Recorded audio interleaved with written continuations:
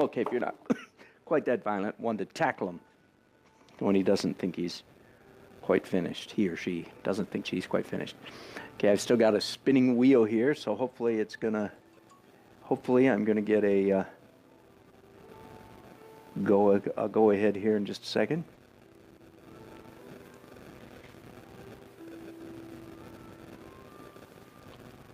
Come on. Come on. There we go. Okay, so when is the painting finished? Here is the answer. The answer is, now I'm talking to myself. The answer is when it sells. That's when a painting is finished. So here I have in front of me, back in my studio, a painting that has been in a gallery for about 2 years, maybe longer than that. I kind of like this painting. It never sold, and the gallery owner exhibited much patience waiting for that elusive customer to come in and buy it, and it never happened. So, of course, they gave it back to me. That happens. Now, it just so happens I kind of like this painting. It's a little bit different. Hello, Matt's Art Stuff. Good to have you on board.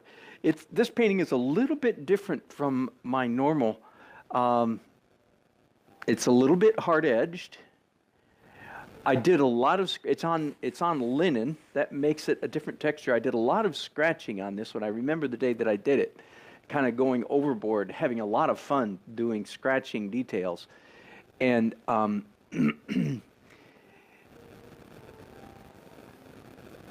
lot of, it's a cityscape. It's downtown Raleigh. This is our fancy, fancy, fancy new convention center.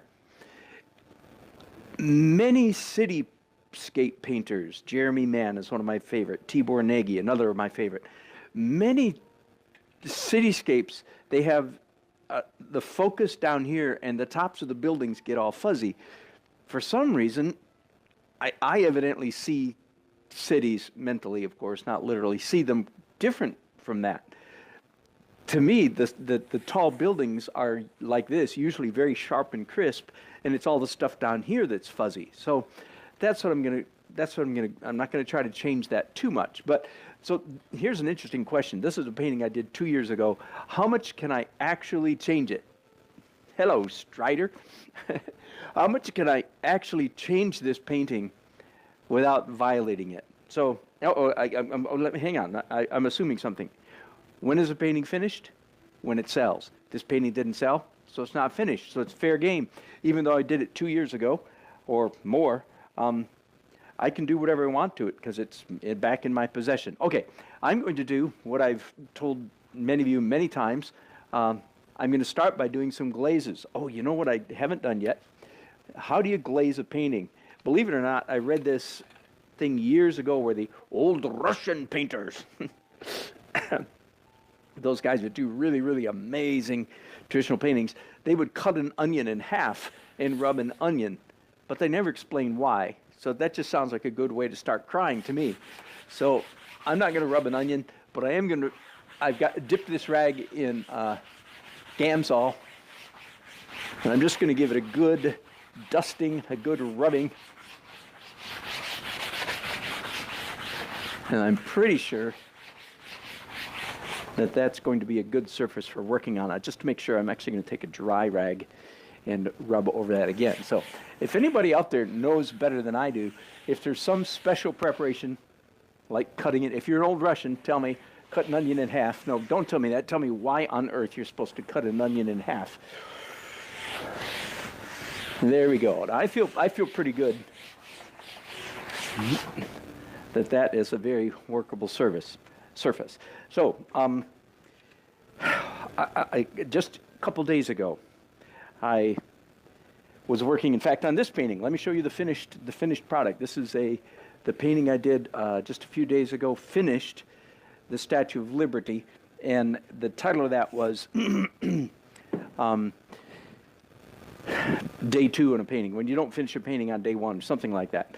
And the answer is you glaze. That's what I'm going to do here.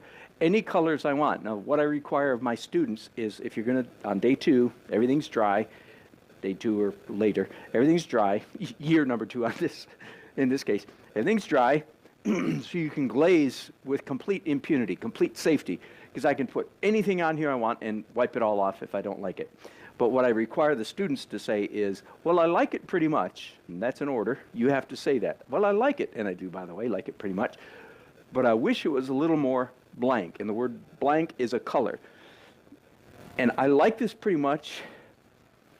I'm going to change my terminology slightly. I wish it wasn't quite so yellow. So I'm looking for excuses to anti-yellow. Now, normally anti-yellow means what? Purple. Exactly, the other side of the color wheel. The problem is all of this down here is quite purple. I don't want to make that more purple. So it's not quite as simple on this painting. It's going to require more than one glaze. Now, I just happen to have dipped my brush into a permanent rose,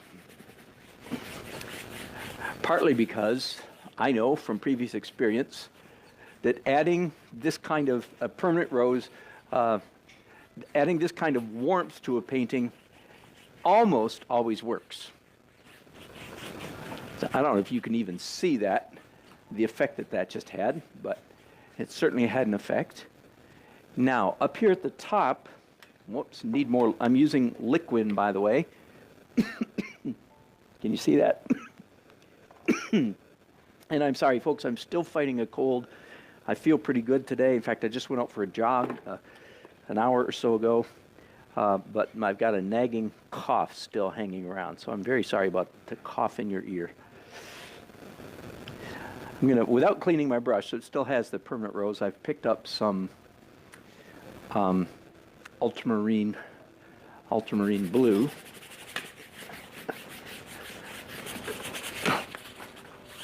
Now this definitely goes under the description of anti-yellowing.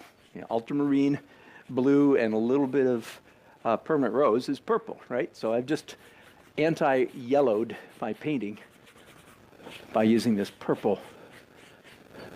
But I don't want a lot of purple, so I'm going to switch over already. I think I've still got some here. Yeah, I left these paints out, by the way. Failed to put them in the freezer on Friday. Do you know that trick? Put your palette in the freezer and it's good for weeks. Okay, so there's some phthalo blue.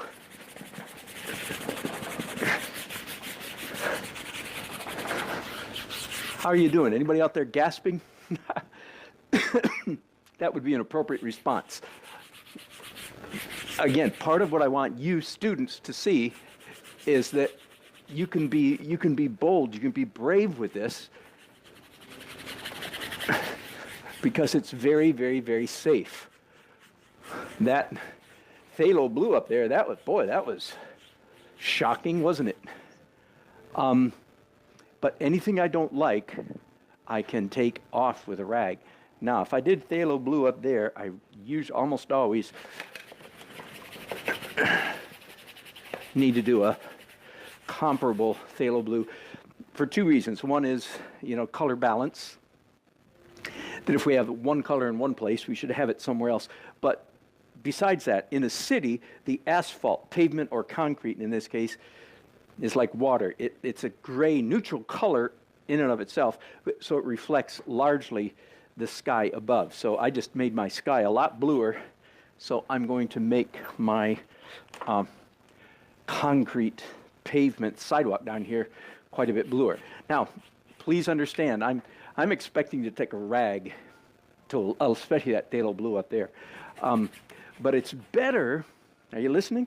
It's better to be courageous, brave, bold, and overdo it rather than tiptoe around when you're doing this glaze kind of stuff. Because tiptoeing around is no fun. You don't surprise yourself. So I've got, again, still not cleaning my brush. I've just put some oxide red, which is not red, of course. It's very close to sienna brown. It's an orange, very nice orange brown. Far and away my favorite brown color, oxide red. So I'm doing brown, dirty brown down there. Dirty brown because my brushes are very... So in this area right here, I'm actually anti-purpling by putting orangish brown on top of this. Again, I hope you get the impression that I'm just sort of messing around, just experimenting, playing, because that is exactly the case. That is what I'm doing. I'm going to go back to permanent rose. I was going to say earlier, by the way, if you start painting in my technique, which is layers of transparent color, you need to learn real quickly that there's no such thing as transparent red. Or that is to say, fire engine red, naphthol crimson, cadmium red, scarlet lake, red, red, red, any of those reds. When they are made transparent, they go, that is exactly the exact description. They go, they go bubblegum pink. It's not a pleasant color at all. So if you want to do transparent red, what you really want is a magenta, or my favorite magenta-ish color is permanent rose. Many brands, there's a lot of different brands of permanent rose. So again, I want you to get the feeling that I'm playing around. I just picked up some Indian yellow.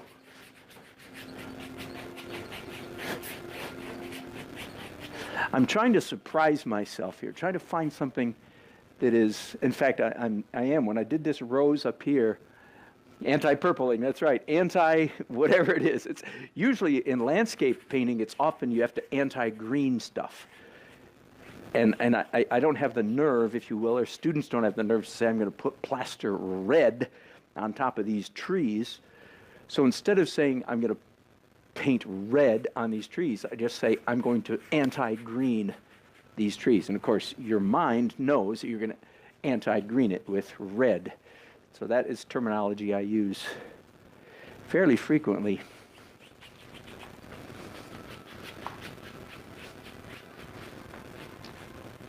Some fun things just did happen here a little while ago. The Indian yellow and the permanent rose. Let me do a little bit of that. Again, what I'm looking for here is things that surprise me. So I'm playing on the edges of control. Again, if I decide I don't like anything, I can easily take this rag, dip it in Gamsol, wipe everything off that I've just done, and I've wasted, 6 minutes of painting time. That's not likely to happen. I'm not likely to wipe everything off. I am very likely to wipe some of it off. Right now, I'm coming back up here in the sky with these dirty brushes. They have red on them and yellow on them and brown on them, and I'm pushing back that phthalo blue. Everybody knows, right? Phthalo blue is a very, very dangerous or potent color.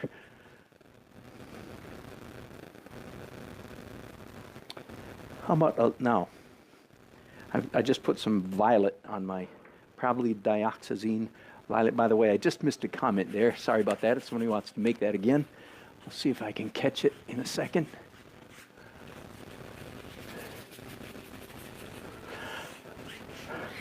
So I'm anti-yellowing this building.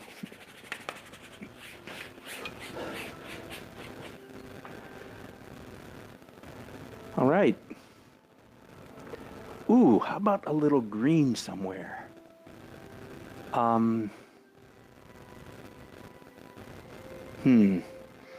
Maybe. I'll try a little bit. Yeah?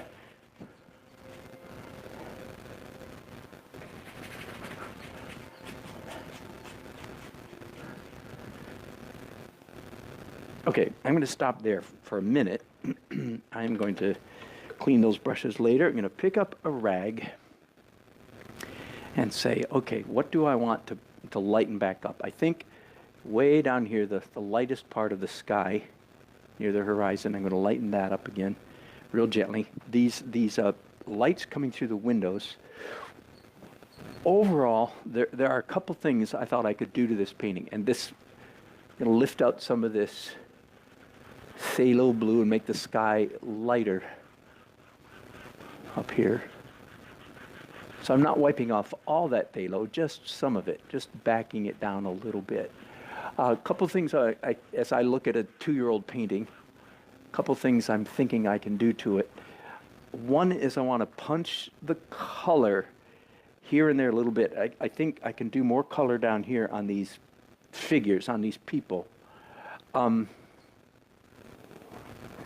The other thing I want to do is make it just a little bit messier than it was.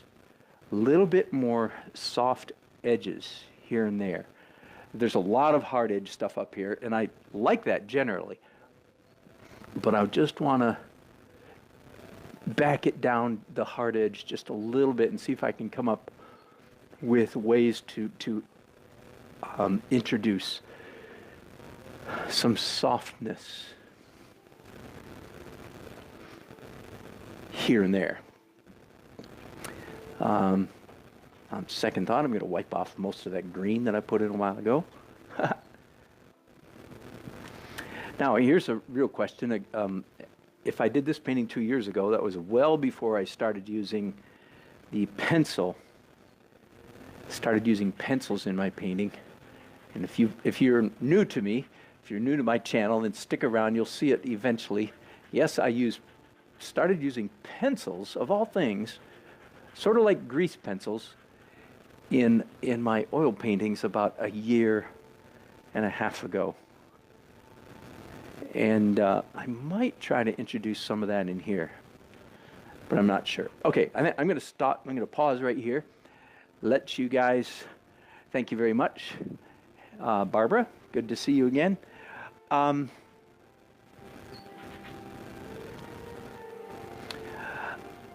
going to pause because I really need to just stop and think. The next thing, traditionally, after glazing the whole thing, after glazing and then wiping off, the next thing is dark details. So I'll be looking for places to do dark details, and then light highlights, and I'm done. I'm going to think about doing pencil, but I'm going to do that thinking while you aren't watching me. Okay? Thanks so much for joining me. Again, I'll continue this broadcast in a little while. Hope you can hang out and watch with me. Thanks so much. Bye-bye. All right, welcome back. So I looked a little bit, I thought a little bit, and I wiped a little bit out with a rag. And I'm actually going to come in here right now with a smaller brush and do some anti-greening. I talked about that earlier. And what is anti-green? Of course, it's red. Ah, that looks so much better. Yeah, it looks like an evening sky, just a glow. One of the things I like so much about my technique that, by the way, I just stumbled on, where did you learn how to paint like that? Just keep painting and accidents happen. Happy little accidents happen. Bob Ross's best line. Just things happen. And you say, oh, wow, that was kind of neat. And then you keep going and something else happens. And you can take classes too, don't get me wrong. Like hopefully you're taking notes from me. Anyway, one of the things I like about my technique is just the subtlety of color you can get by applying very thin layers of color. You can tweak the color so subtly and yet not overwork it. Okay, the other thing I was doing while you were gone, and let me look for an area where I can zoom in, because I guess over here. I'm not sure how much of this you'll even be able to see, but I discovered, it is quite easy to do pencils on top of this. Now, first of all, I want you to, what I just did right there, I went voomp and made lines. Hello, Mark. Good morning to you. We over there in Brisbane. Brisbane. Let me say it like an American. A lot of the pencil marks that I make have nothing to do with realism or similitude or the image. They're just random marks. But then when it comes time for a little bit of similitude, I suppose, I'm not sure there's anything that I do in painting that exemplifies or demonstrates. Let's zoom in down here and do some of these people.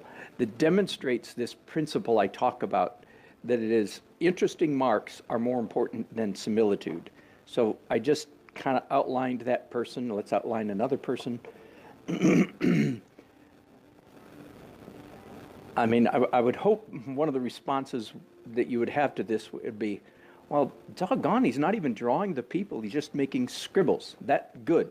Yeah, good word. Scribbles it is. Now let me find another area where I can do more. I know you can hardly see these marks, so I don't want to bore you too much.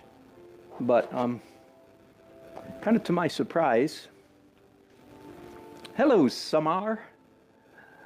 You have been watching me a long time. I appreciate it, my friend. You've made some very good comments over the years. I appreciate it. I mean, over the year. I appreciate it. And forgive me if I'm mispronouncing your name. Are you from Israel? Am I remembering that right? I know we talked about it one time. Again, let me pick you up, guys, up. So hang on for a little bit of a earthquake here for a minute. I just want you to see. Are we getting there? Oh, there we go. Do you see the mark right here above this building? Now, I just want you to see that kind of thing to give you an example of what I mean by drawing and why I draw. It's more to add interesting marks to the painting than it is like traditionally, we think of drawing as a high degree of similitude, of realism. But in my case, it's almost the opposite. Actually, it does add a degree of similitude, especially when I'm doing these messy people. Oh, London.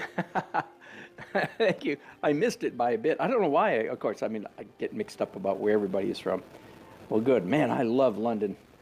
I could live in London if that had been my lot in life. I think I would have liked it just fine. Of course, saying you love London is like, there's so many different parts of London. Like, which part do you love? Well, the tourist part, of course. The Charles Dickens part. Which hopefully they've torn down mostly. Never mind. Right, because Charles Dickens was writing about all the dirty underbelly side of the big city. And so a lot of that's been cleaned up. Okay, I rattle on long enough. I think I'm just going to stop right there and think about where to go next, and maybe some dark details and then light details.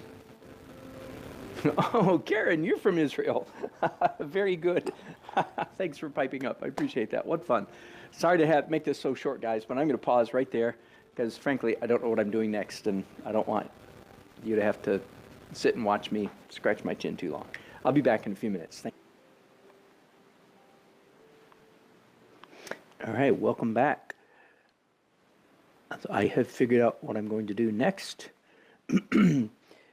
And I guess predictably, in a sense, I'm going to do the other thing that I have started doing in the last 2 years since this painting was essentially done. The one thing about a year and a half ago was at the pencil.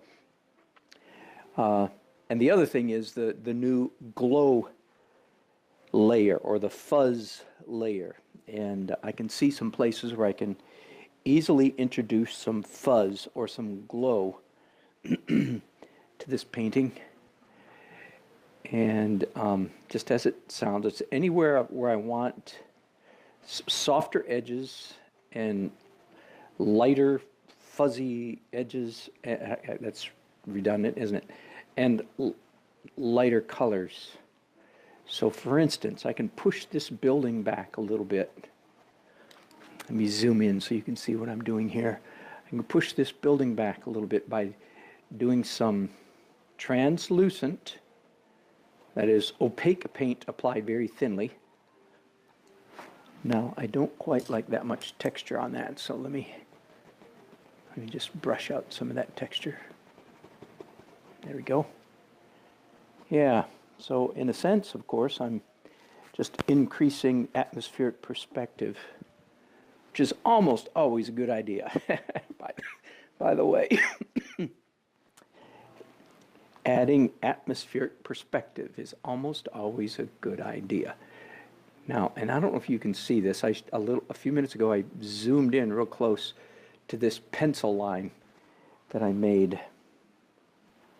It's a random, it's what Neil Watson, who I consider one of my mentors from 25 years ago. It's what Neil Watson called an art mark, as opposed to a similitude or a realism mark. It's just an expressive mark. And I zoomed in on it a little while ago, and now I'm actually utilizing that pencil mark or accentuating it by painting around it. Again, it's rather counterintuitive because it's not realistic at all. I actually do this trick, this painting around pencil lines. I actually employ that trick quite a bit because I like the effect. Okay, one of the other things, generally speaking, that I can see doing to this painting that I didn't do much of a couple years ago is creating, or leaving might be a better word, leaving some impasto thick paint marks. So I'm going to be looking for excuses. Now when I apply paint that thick, I've gone beyond the fuzz layer, and I've evolved over into the final stage of painting, which is light opaque highlights. But I think the painting will be slightly more interesting if it has some impasto on it. People get a kick out of impasto. It's kind of funny. I mean, I think I do too. I just think it's an interesting study, psychological or sociological. Why do we like that right there? Why do we like dabs of thick paint on our paintings? It's almost universal. Almost everybody likes it. I mean, I'm not talking about artists, I'm talking about people. Why do we like it? I don't know. I have thoughts, I have guesses.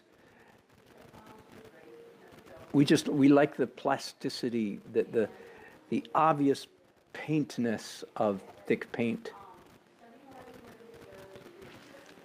Okay, I'm going to stop right there in that area with the palette knife thickness. Let's just. So I've mixed up here. I don't know what. I think it's Scarlet Lake, Indian Yellow, and White. Again, doesn't matter. Please don't take notes. Those of you who are students, I think when a teacher says something like that, don't scramble to your clipboard and write that down. I think that's a wrong impulse. I'm just telling you out of curiosity's sake what colors I'm using. Wow, Julian, do I have a favorite painting of mine? No.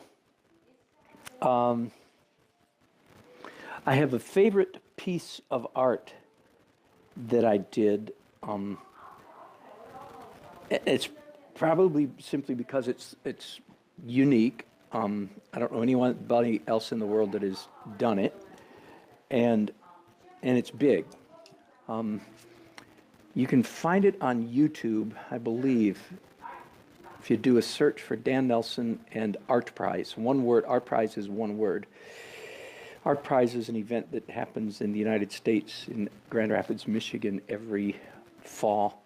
And I participated in Art Prize 5 and 6 years ago and had a great time and a fun time. Didn't win, but I produced, if you said, well, what one piece of art will put you in the history books? Of course, I don't know, and I'm being pompous to even say such a thing, but if I were to guess, it would be the thing I did at Art Prize.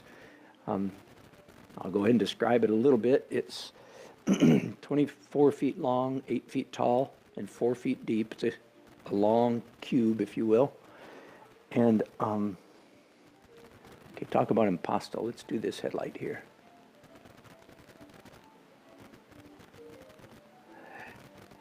It has 77 canvases suspended on stainless steel cables. And it contains 111 portraits of people that came by while I was painting. That's the easy part. 111 portraits of people. I would take a picture with my phone and then do a portrait of them. And that's the easy part. The tricky part is that scattered throughout the 77 canvases are 9, I think it's 9 meta images, I call them. Images that come into alignment only when you stand in the right spot. Okay, so there. Long answer to a question I probably shouldn't have tried to answer, but I did anyway. Okay, I've got a big pile of paint there on those headlights, right? And I just smeared them with a fan brush. I'm going to smear them again going the other direction.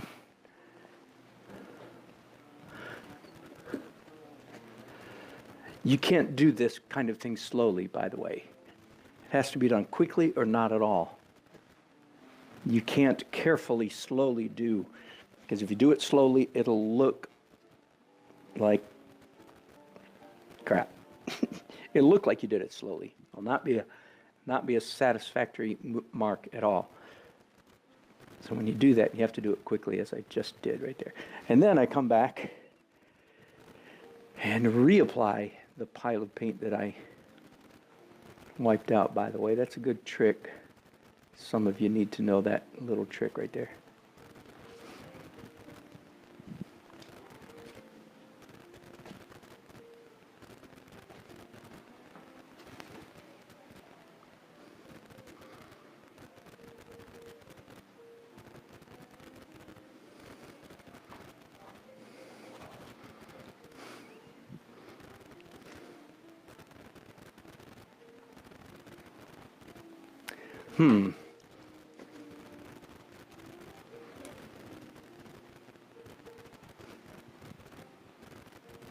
Okay, I guess that's okay.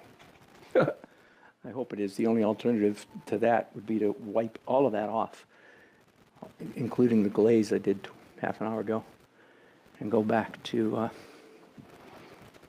the finished canvas. I don't want to do that.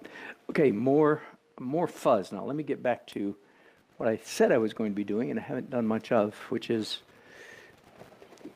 painting fuzz, the fuzz layer.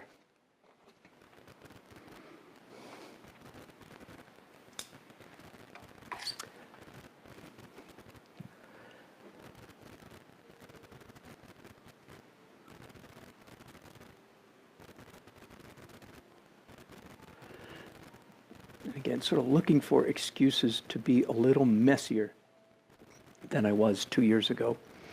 I have been on a conscious trajectory for, I think, at least 5 years now. I've been on a quest for my paintings, in my painting, to be more messy and more realistic at the same time. To be more messy and more accurate at the same time.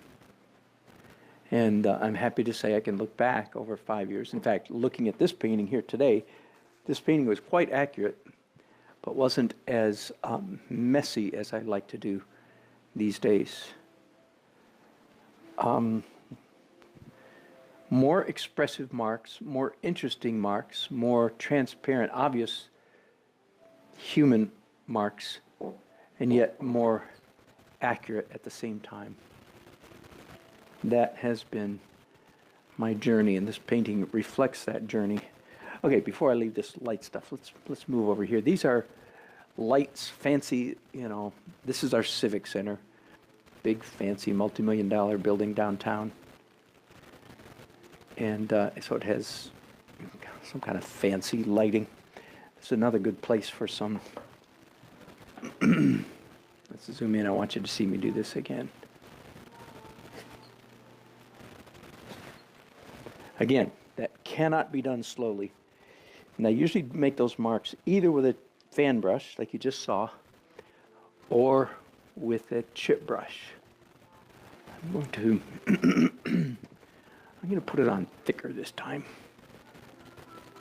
Palette knife. Palette knife.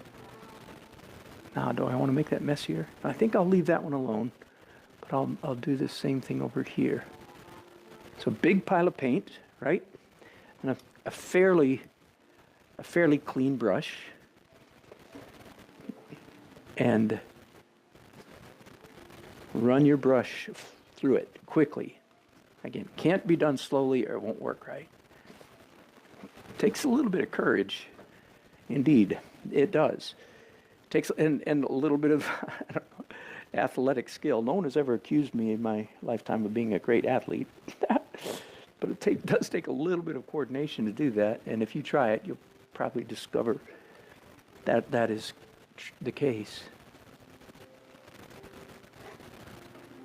Again, more impasto here. I'm actually going to use a different brush. So again, chip brush this time. Wow, that's wild. Now here's, sometimes you can, if you feel like you've done a little too much, sometimes you can come in and, yeah, soften, diminish that a little bit. But I'm not here to, I'm not here to diminish. I'm here to be a little bit on the daring side of things. And then after you do that smear thing, then you need to come back again, ideally with a palette knife, and apply it on good and thick. Okay, one more time. This is the furthermost light down here.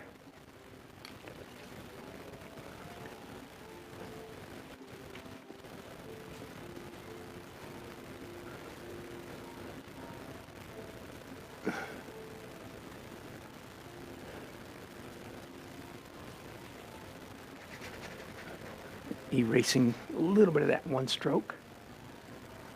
I can do the same thing here. See, that was a little bit dangerous to do it that slowly.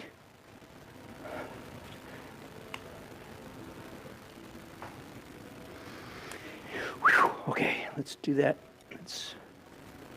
Let's do this thick stroke impasto one more time. I think it's the third or fourth time I've done it on that light right there. Third time over here, I believe, and second time here.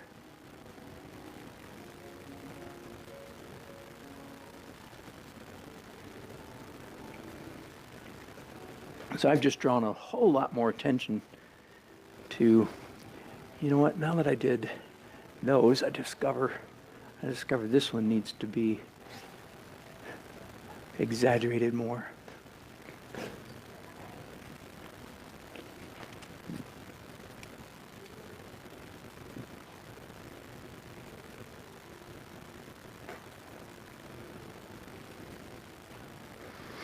Now, I might take a little break here and try to sort of regather my judgment, my senses, and see if I like the way this is going.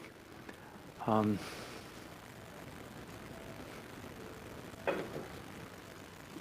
can do more light in these windows down here.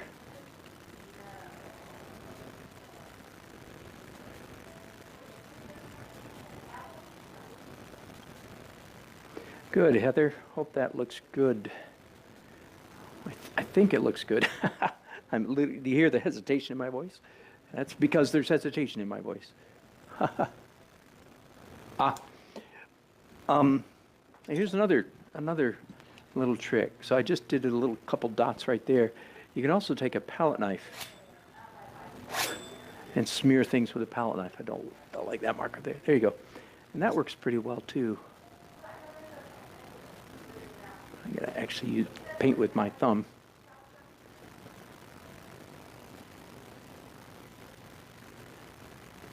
Yeah, I think the light, again, for those of you who are just joining me, this is a painting I finished, or thought I finished, 2 years ago, more than 2 years ago, but it never sold. So the question, when is a painting finished? The real answer is when it sells.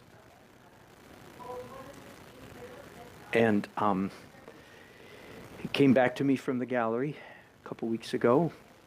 We've actually had it hanging in our bedroom and have actually enjoyed looking at it quite a bit. That's an unusual experience. I do not have a lot of my artwork in our house because I want money.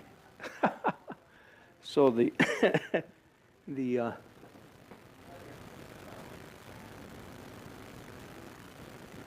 are not many of my paintings, but we've enjoyed having this one hanging over the bed. And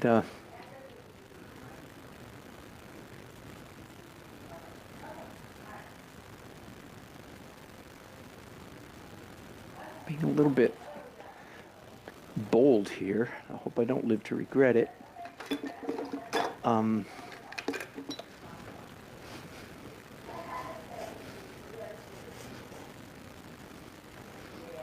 Yeah. A terminology that I use often in my painting is simply the word energy. Where do I want more energy in my painting? A lot of times if I put a stroke down, somebody could say, why did you do that? Well, besides the answer is always because I think it makes the painting better. But more specifically, it's often because I just feel like that most strokes, unless they're scumbling, most strokes add energy. And I've added quite a bit of little bits of energy to this painting. So maybe I'm hoping, of course, that it's making it a better painting. A little bit more light effects. Light effects is the word that I'm saying there.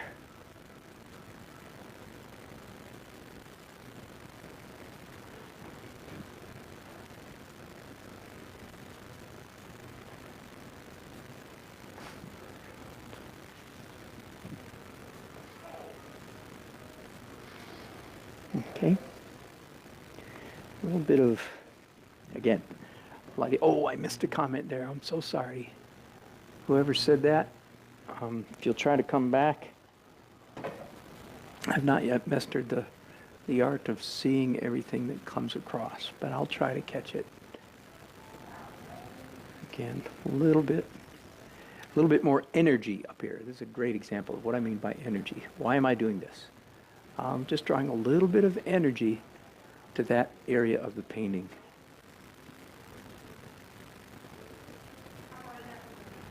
I did this painting en plein air. I did it on location, of course.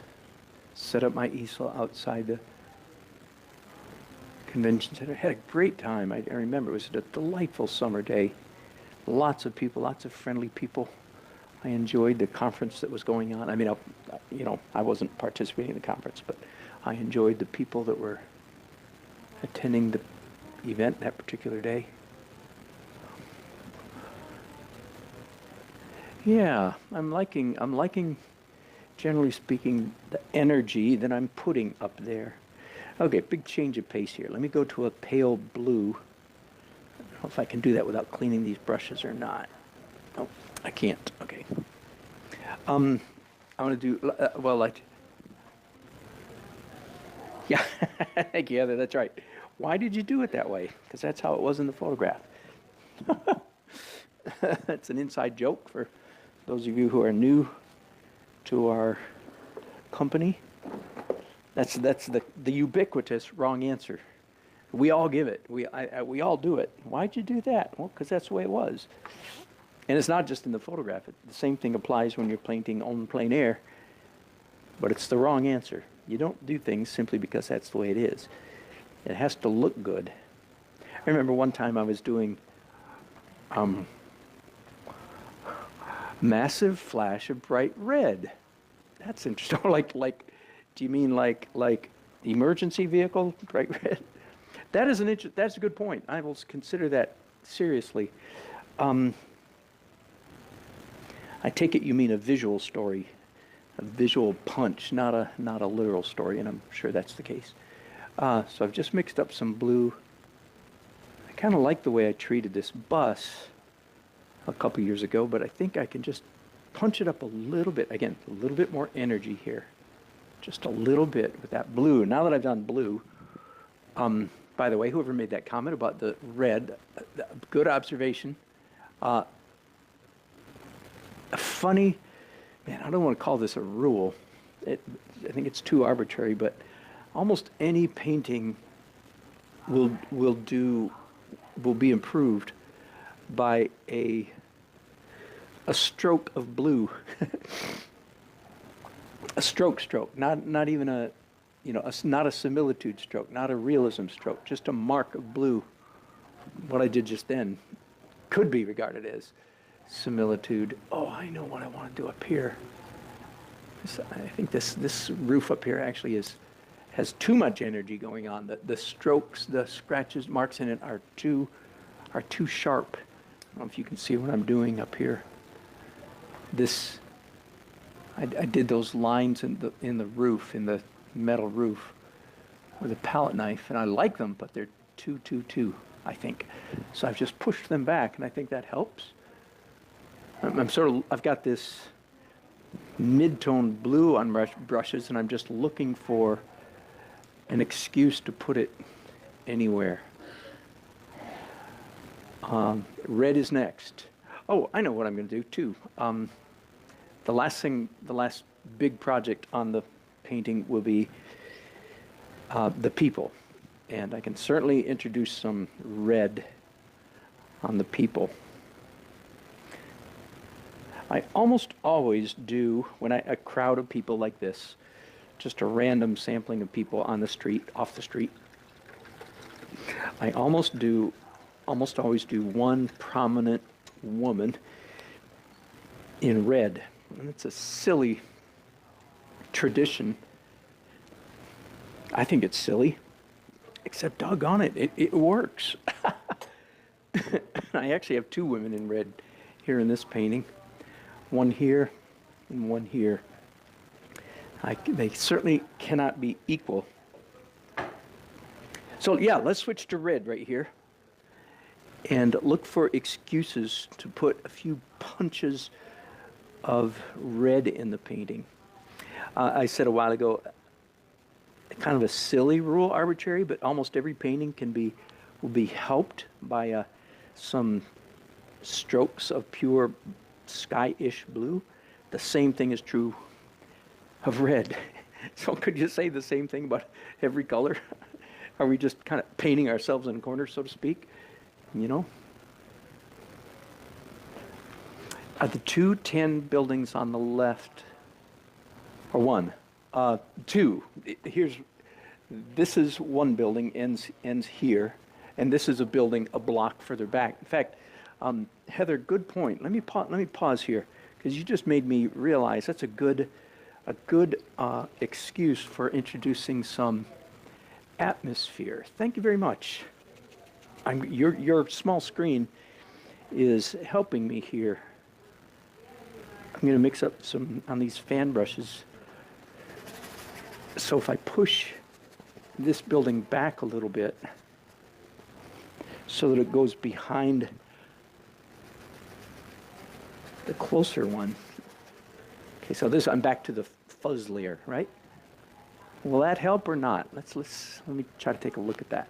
Now, you probably can't see it. You're getting a bad glare right there, I know. Maybe you can try this angle. It's still, you're getting a glare.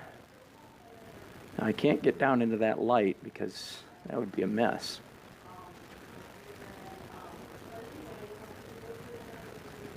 Yeah, a little bit. No, I think I need to come in and lift out some of what I just did, some details. Then I think it might work.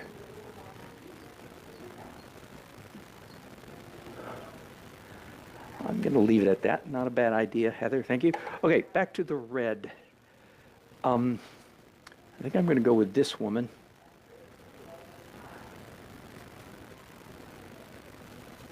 Oh, sorry, off screen there. And almost always, the more abstract you can make these characters, these people with clothing. The more abstract you can make them, the better. Let the viewer finish. Turn these into people. Don't try. Okay, so there I've done 3 people in red. Now, while I've got the red on my brushes, you know what? I think I'm going to turn this traffic light. A couple years ago, I made it a green light. I do think that a red light would be more effective, more dramatic right there. So I'll come back and make the green dot dark. So here's how I make, here's how, whoops, sorry, I got off screen there. Here's how I make a traffic light. Big blob of red, then a smaller bit of orange,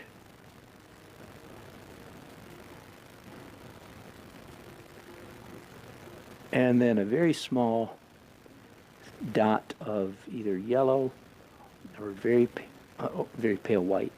Either very pale orange or yellow, just a dot.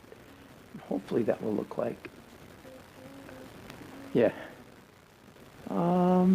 It turns out my red aura needs to be redder, so I'm going to undo much of what I just did and make the red aura redder. By the way, I've talked about this quite a bit, and let me zoom in here, physically zoom in, so maybe you guys can really see what I'm doing here.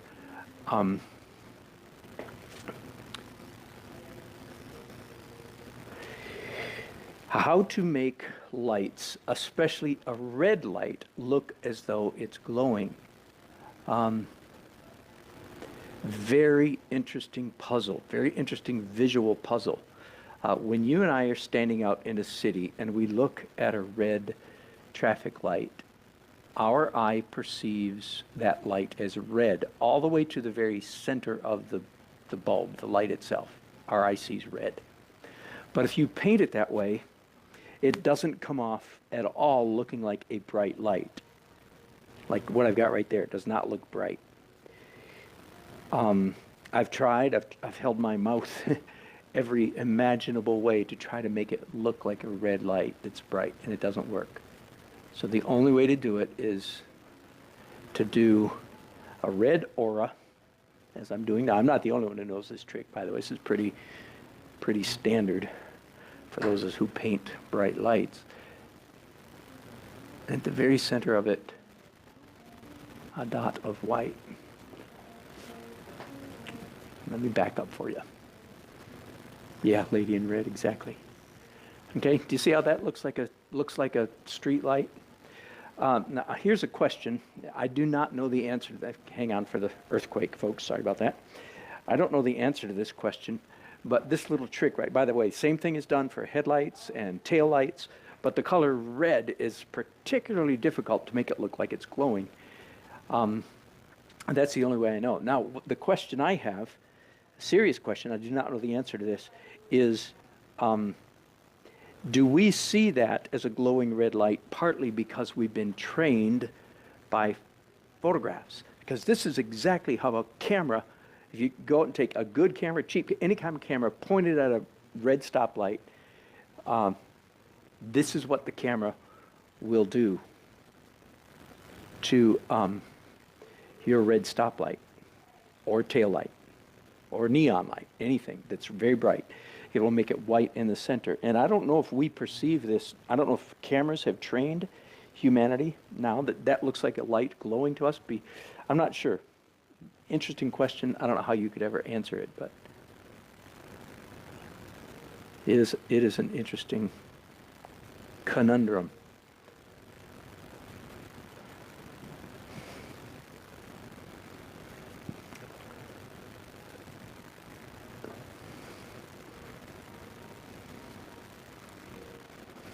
Now, on this lady in red, let's just put a little bit of a highlight on part of her.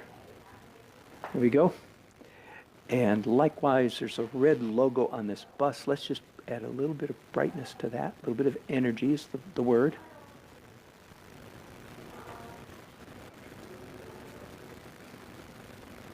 Now, let me zoom out. Good question. That's a good idea, Heather. Yeah. Maybe, maybe. Can I get it to come all the way down here? Yeah. Thanks. Boy, you guys, I'm going to have to sign everybody's name to this painting. This painting was painted by Dan, Heather, Mark, Bobo, Karen. It was a real community project. Thank you for your help. I'm trying to mix up a little dull violet right now. Because I see some dull violet right here, and I think if I come back with some thick paint, it'll just make that a little bit more interesting.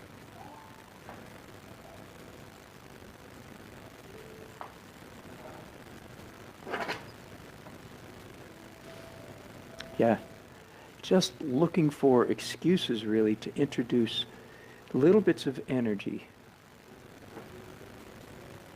I think that's probably the main thing the painting lacked. I liked it. I've really enjoyed having it on the wall, but I think more energy is the best summary statement of what I've done to it. And I'm liking the changes that are happening in it, generally speaking. Mixing up some more dioxazine purple to come over here. I'll zoom in again.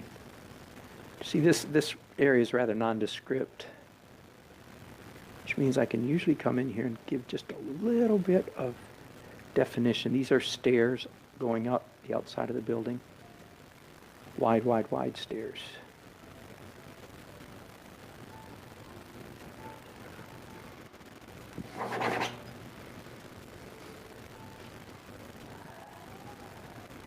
Let's add some.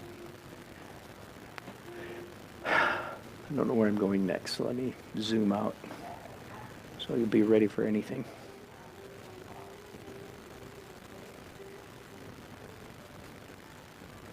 I don't want these people to be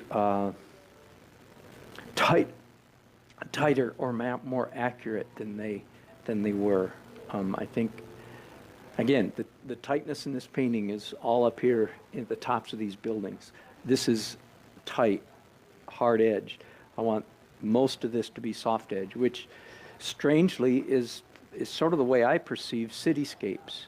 Everything down here is hustle and bustle and moving and shifting and reflecting. The tops of the buildings are pretty solid. So, but I do find it interesting that most artists, many of whom I admire greatly, do quite the opposite. The tops of their buildings are all shrouded in mist. Maybe when I'm a better painter, I'll follow their example, but I'm going to have to wait for that to happen, because at the moment, that's not how I see it. I'm enjoying this little bit of lavender that I'm putting here and there.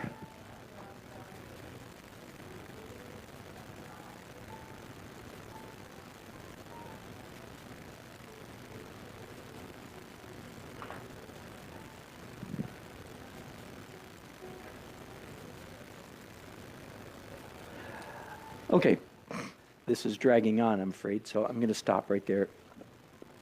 End this broadcast right here. Thanks so much for watching. If you like it, please subscribe. If you don't like it, subscribe anyway. Just kidding. If you like it, tell your friends, your artist friends, to watch me. And hopefully I'll be back tomorrow. I have no idea what I'm doing. I'm really anxious. I did some work today going to my old photographs. I hope to do a snow scene. One of you, forgive me who it was, one of my regular watchers asked me about painting snow, which I love painting snow. And Raleigh just got 8 inches. It's all gone now, but last week we got 8 inches of snow, and it was beautiful. And that's a good question. So how do you paint snow? Okay, that'll maybe be tomorrow. Thanks for watching.